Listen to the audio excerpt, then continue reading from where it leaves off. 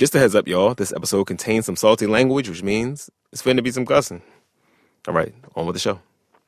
As y'all know, June is Pride Month, a.k.a. Corporate Rainbow Month. And in that spirit, we wanted to bring y'all an episode from our archives featuring Kumari Devarajan. She's one of the producers here on Code Switch. You hear her name all the time in the credits every week. Cuckoo, what's good with you? Hey, Gene. So, Kumari, what is the story that you're bringing us this week? I'm so curious. Well, I want to talk to you about someone who is my demographic doppelganger. Okay, who is this person? They're someone I know through a bunch of my different communities. Their name is Dilo. And the reason we're doppelgangers is, well, for one, we are both Sri Lankan. All right, Cuckoo, I'm not trying to be that dude, but is that a big deal? Like, I don't really get it. Okay, actually, it kind of is. Like, okay, Gene, how many Sri Lankans do you know? Well, there's you, obviously. Okay, it doesn't count. And, okay. Sean Ramaswamy. He's the host of Vox's Today Explained. So that's two. And... all right. Yeah. Okay. So you see, and just to give you some context, there are fewer than 50,000 Sri Lankans in the U.S. Wow. So that's less than 0.1%. It's actually more like 0.02%.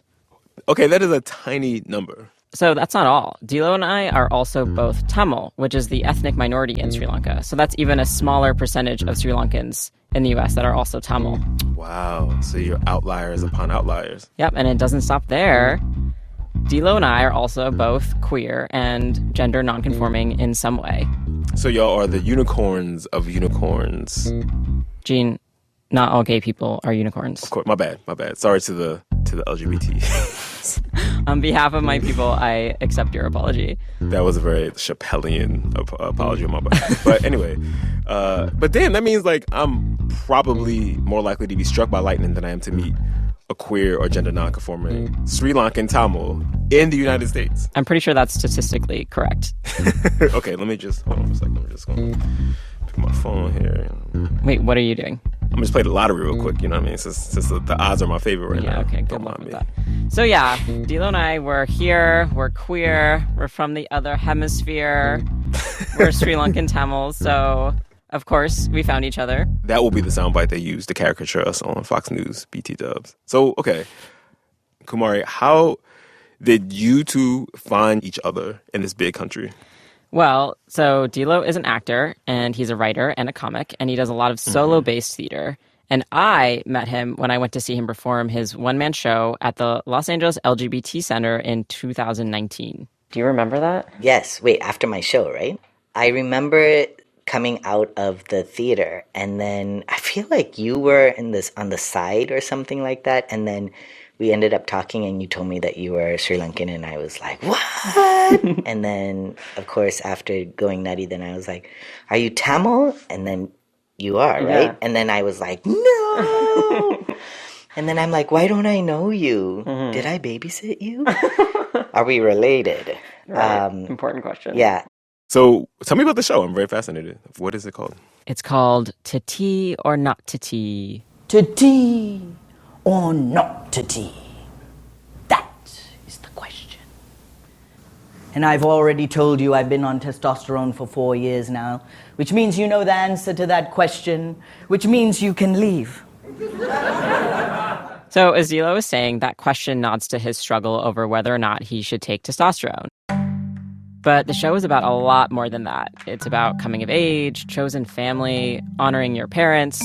So the way it's structured is he jumps around in time a lot. So part of the show takes place when Dilo is an adult at their commitment ceremony to their then partner. So there's all this drama and conflict and love that comes with bringing your big Sri Lankan family to a very queer and trans situation. I imagine you got to prep the people in both camps beforehand. I wouldn't know anything about that, Gene. But yeah, he weaves in these vignettes of himself growing up. So you see him as a little kid just being himself. And then when his natural tendencies bump up against the reality of what's normal and accepted, GDM doing your air quotes around normal. Right, of course. So you see him try really hard to be the person his parents wanted their kid to be. And then you see him understand who he actually is. And you see his parents do the same thing alongside him. So, Kumari, this must have really hit close to home for you. Yeah, it was actually kind of unnerving. Like, there are a lot of things I've experienced that I don't really talk about, and then all of a sudden, I'm watching a show by someone who is talking about a lot of them. And, our situations are different in a lot of ways. Right. Not all queer Sri Lankan Tamil Angelinos. But I do feel like a lot of the benchmarks he uses to describe his coming of age are eerily similar. And I have always thought that my experience was just so unique that my story was kind of irrelevant to most people.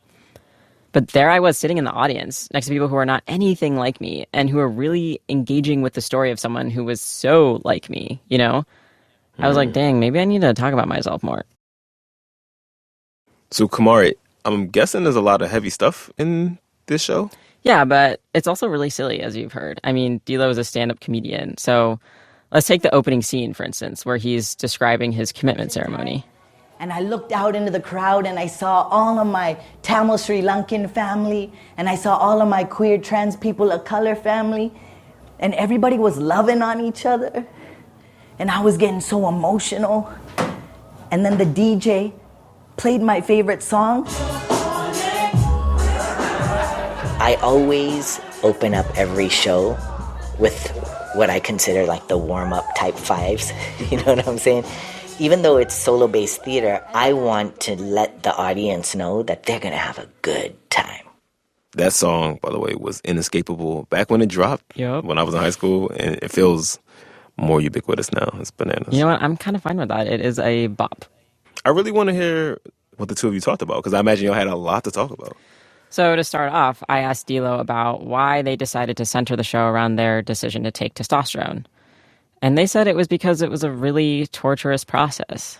Being that I'm from a generation that had no language, had nothing but transphobia in the world, it's like queer people do this thing where we just do the best that we can in the bodies that we're given and the situation that we're given. And so my best situation was to stay in the body that I was in, to identify as a transmasculine, or what the words that we used back then were like stud or BOI.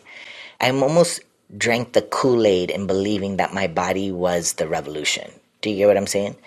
And that, I think, is too much pressure for any one person to put that on their physical body. And I think that if you would have asked my younger self when I was a kid, this is an option, do you want to take it? I'd be like, hell yeah, this is what I've been praying for. Hell yeah. But a lot of the people who I looked up to who were kind of shaping my work were people who were, by and large, feminists. And the messaging was like, why do you want to change your body to be a man? Men are what's wrong with this world. And I went through hell and back, kind of thinking about what was right and what was wrong about taking testosterone on an ethical, moral, feminist, with that kind of lens. Even with all of my brothers, really like close brothers, getting on T years before, that wasn't my journey, because I was sitting there trying to like think about things through this ethical lens, and there's no such thing. Do you think that messaging of like it's anti-feminist or it's wrong to transition, do you think that's changed over time a little bit? I think that it has changed over time, because I know that even with some of my mentors, I had really beautiful conversations with them after they were talking to me about grieving my point in transition, right? And yet then we have like very turfy people out there, and adjacent to that are all of these politicians who are trying to police queer decisions. I think that for a lot of trans people, like growing up, we didn't have language and foresight to understand exactly like what we were going to be or how we would end up. But it's sort of clear that, at least at an earlier age, you had some sort of understanding of yourself. Which is why wishing upon a star, no, pleading on a star became a childhood ritual. Dear Jesus and Holy Spirit brother and God the dad and 10,000 Hindu gods, please make me a boy for my birthday. Please, I'll be good for for such a long time. Please, the sooner the better, please, and thank you, and amen, and everything. Yes, I did. I knew that I wanted to be a boy. Like, not wanted to, I thought that I was, you know? I didn't understand how genitalia and sex assignment worked, but I was like, that's me. And when people were like, well, you can't do that, I would be like, okay, whatever. And nobody tripped. That was the other thing. There was no messaging from when I was younger that what I was doing was wrong. Like, it's toxic in a lot of ways that Sri Lankan people don't say things to other people. But, like, in this one way, I was glad that nobody alerted my parents to the fact that they sniffed out my queerness from a young age, you know? My parents didn't know. I'm like, thank God they didn't have gaydar. You know what I'm saying? Like, because here, like, if you look at my pictures, you're like, oh, this is clear. They had a son. You know what I'm saying? There's certain scenes where it's like euphoria or elation, like when you're playing free tag and it's like boys versus girls, and the girls just sort of automatically start chasing you like you're not them, you're the other one. Come here, D, I'm gonna get you. I'm gonna get you. Come back here. I'm gonna get you. Shut up, Tommy. Dilo looks like a boy. It just makes sense is all I'm saying. You could totally tag me. To be seen in that way was, as a kid, I was like, yes, like this transfers over, you know?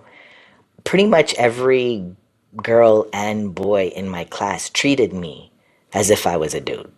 And yet there were these certain times where everybody would get confused, including myself. Oftentimes, if a teacher didn't know, they'd be like, what are you doing here? Go over here, you know? I like that you said euphoria and elation because it is radical. And I think that when I said I didn't understand it until later, I know that it's radical because nobody yucked my yum. You know what I'm saying? Mm-hmm. I hear a lot that trans people look back and they mourn this fact that they didn't have a girlhood or a boyhood. Do you feel like you had a boyhood? I feel like I had as much of a boyhood as I could have had. I had really, really, really strong and beautiful relationships with cis boys. You know, I got to play with boy things. I was never shamed. So for all of that, I don't feel like I missed certain things. Of course, there was like some, you know, sadness, like if all the boys were out doing something and I wasn't invited or whatever, like, and then you deal with that, you know. But I was also allowed into women's circles, and it felt more like, do I belong? And then I realized this is also where I belong. What I understand now is that there was no nurturing in these cis male circles as there was in cis women and femme circles. And I would end up being the nurturer in my cis male communities. So yeah, I like the blend that I got. Yeah. You know, in the middle of all of these experiences that were very sort of validating of your masculinity, your boyhood, there's this sad moment where you're talking to one of your closest friends and you run away from home. Mm-hmm. Where you gonna go, D? You're gonna be like the first Sri Lankan kid to run away. Neelan, thinking about a master plan. My thoughts are the grocery trucks, man. And if I get hungry, I won't be stuck, 'cause I could just eat the food up in the truck. But don't be a fool and tell folks at school, 'cause if you tell a soul, I'll beat you with a pole. Well, I wanna go. Yeah, it could be fun. That don't make no sense, 'cause you get along with your parents. Well, so do you, D. Yeah, but one of these days it'll all disintegrate, 'cause they'll figure out that I'm not. To me, the way I interpreted that is like, even though you were having these affirming experiences, there was still this question mark of your future and what you would become. Yeah, I always think about like young people, because I was 11 years old when I decided to run away. And the running away was because I knew I was queer and I knew it wasn't going to go off well, and I knew that it was going to cause a lot of heartbreak and because I knew that I couldn't change. I tried to change. I prayed to all the gods, not to change my desires, but to change me into a boy. And I knew that, okay, well, this is not going to happen. I can't change. So I'm just going to provide respite for other people by pulling myself out of the equation. At 11 years old, I'm thinking this. Again, it's this whole, if there's no space to even talk about this stuff, then you have these young people with heavy shit on their heads trying to figure out these deeper issues of life. So that's what I think about when I think about like that I was 11 when I said, I am too much for my family. I'm going to unburden them. I mean, it's heartbreaking to think you're 11 and you're deciding to take yourself out because you think that you're just inherently hurtful. Yeah. Maybe inherent isn't even the word. Like just, maybe at 11, I was like, I'm not a bad person. So what the hell is wrong with the situation is that people are going to see me as bad. So let me just, you know what I'm saying? I felt like I just got to do this. Oh man, like really sensitive, emotionally aware kids just feel responsible for everything. Like if they fiddle with the knobs, like, and they were more this or they were less that, then they can make their home lives, you know, better or more manageable in some way. Yeah, and for Dilo, that feeling got supercharged because soon after he tried to run away, his older sister, who had been really protective of him, died in a plane crash when he was in 8th grade. Oh my God. Again, there was no space to process, and so you're just kind of walking around going, my shit doesn't matter. Again. As his parents' only surviving child, Dilo felt obligated to be a good kid for his parents and to fall in line. Yeah, it was like extra pressure to not kick up waves and not cause them any more grief. And it was also around that time that Dilo was going through puberty. I was like, thanks God, perfect timing. Just like the worst. Which was when he went from being one of the guys to trying to be a girl. That was where I got my first, like, waves of depression. But I knew that if I stayed looking, behaving, being a boy, that people were sniffing me out already, you know?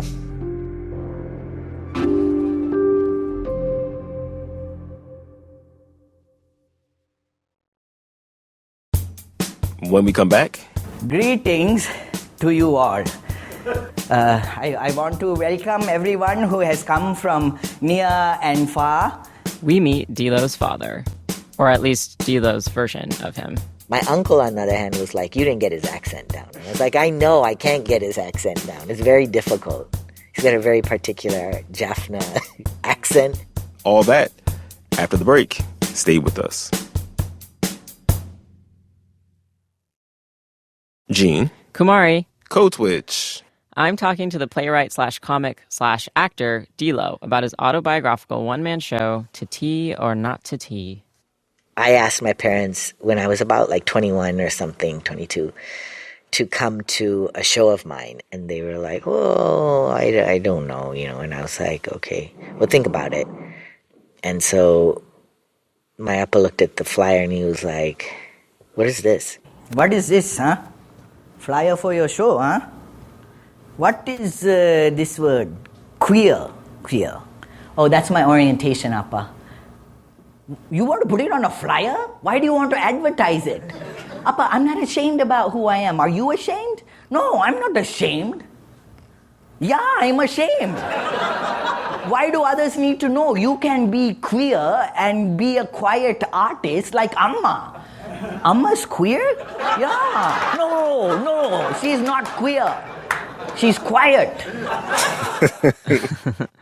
So I told Dilo that when I saw the show, I did have a lot of compassion for his parents, but I also felt like they failed him in a lot of ways. I mean, and you're going to have a different take on it too, because this story is so close. It's like right there.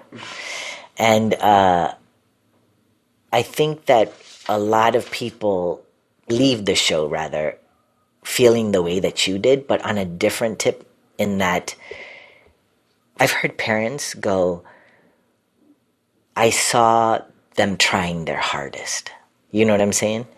And not completely failing, but seeing that they tried. They tried. There was other stuff going on. And that's the truth of it, is like, you try and you'll still fail somebody, you know?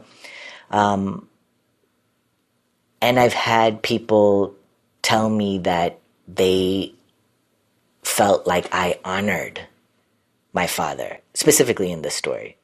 Even though Dilo didn't become a doctor, I told him that he can do whatever he'd like. I didn't know that becoming a man was part of the plan. Or even more shocking, that he would become an artist.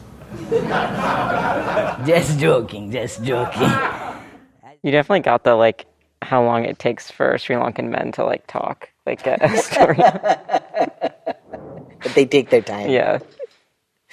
Yeah. Do you think that there's, like, a scene from the show that captures your parents? Well, because this show is mostly about my appa.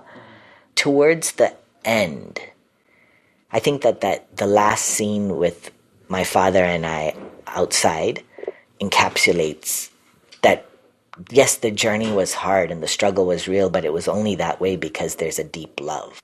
I read your horoscope and it said you will be great, but you will be unfaithful. Really? The stars told you that? Did it say who with? Because Anjana told me I could totally sleep with Rosario Dawson. No! Don't be stupid. If you are unfaithful, I will disown you. Anyway, when are you two going to give us grand monkeys, huh? Don't you want to be an appa? It's a moment where you see that the character of my father has come to terms with, for lack of a better way of saying this, his own queerness. And it's not his queerness as like a queer person, but his queerness as it is related to his child being a big old queer. And that he has all this shame and that he got transformed through the power of queerness and that he could be more free from that point forward.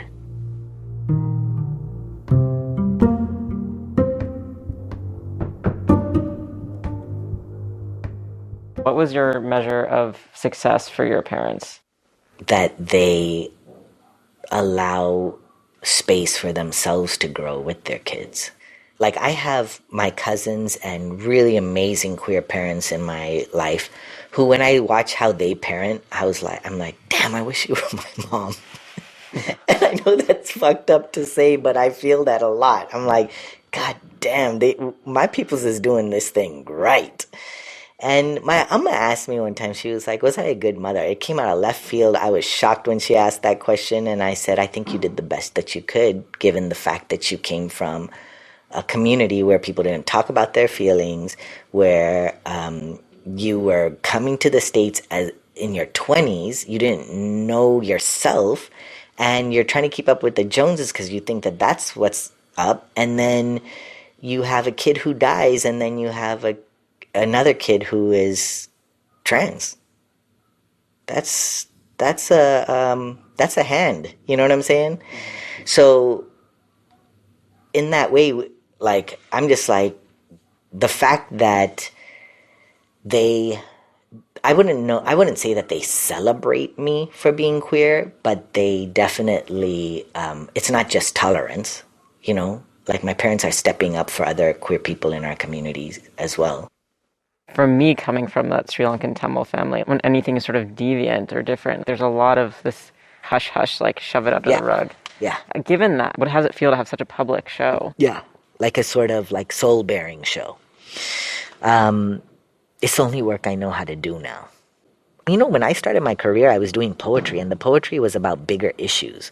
It was about AIDS and war and immigrant issues and, you know, policy stuff and all this stuff. And right after I moved to New York, what was being told to me was like, queer people die all the time from their own hands or from other people's hands.